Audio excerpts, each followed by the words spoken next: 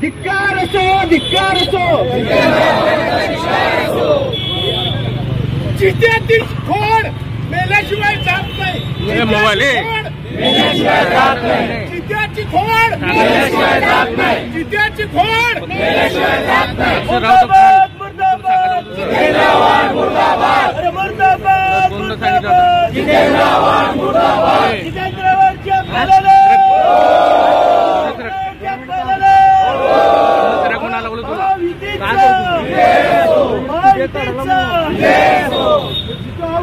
करायचं काय? खाली मुंडीवर पाय. करायचं काय? खाली मुंडीवर पाय. चित्याची खोड, चित्याची खोड खाली मुंडी करत नाही. अरे नीम का पत्ता कड़वा है, जितेंद्रआव्हाड मरवा है. नीम का पत्ता कड़वा है, जितेंद्रआव्हाड मरवा है. नीम का पत्ता कड़वा है, जितेंद्रआव्हाड मरवा है. जितेंद्रआव्हाडचा करायचं काय? खाली मुंडीवर पाय. जितेंद्रआव्हाडचा करायचं काय? खाली मुंडीवर पाय. महायुतीचा जय हो, महायुतीचा जय हो. धिक्कार असो, धिक्कार असो, जितेंद्रआव्हाडचा धिक्कार असो, धिक्कार असो, धिक्कार असो, धिक्कार असो, धिक्कार असो, जितेंद्रआव्हाडचा धिक्कार असो. विश्वरत्न डॉक्टर बाबासाहेब आंबेडकरांचा जय हो. विश्वरत्न डॉक्टर बाबासाहेब आंबेडकरांचा जय हो. जय भीम, जय भीम, जय भीम. डॉक्टर बाबासाहेब आंबेडकरांचा जय हो. भारतीय राज्यघटनेच्या शिल्पकारांचा जय हो. जय भीम, जय भीम.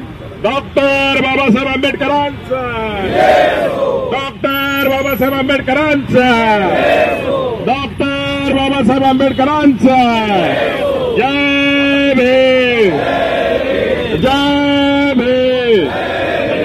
काल एका राष्ट्रवादी काँग्रेस शरद पवार गटाचे नेते, स्वतःला आंबेडकरवादी म्हणून घेणारे, मांजरासारख्या डोळ्याचं, काल विश्वरत्न डॉक्टर बाबासाहेब आंबेडकरांचं जे फोटो असलेलं चित्र फाडलं आणि संपूर्ण महाराष्ट्राने, पूर्ण देशामध्ये ज्या पद्धतीनं आंबेडकरी समाज असू द्या किंवा डॉक्टर बाबासाहेब आंबेडकरांच्या विचारावर विश्वास ठेवणारे सर्व समाज बांधव असू द्या, ज्या पद्धतीनं काल ही घटना घडली, ती संतापाची लाट पूर्ण महाराष्ट्रामध्ये घडलेली आहे.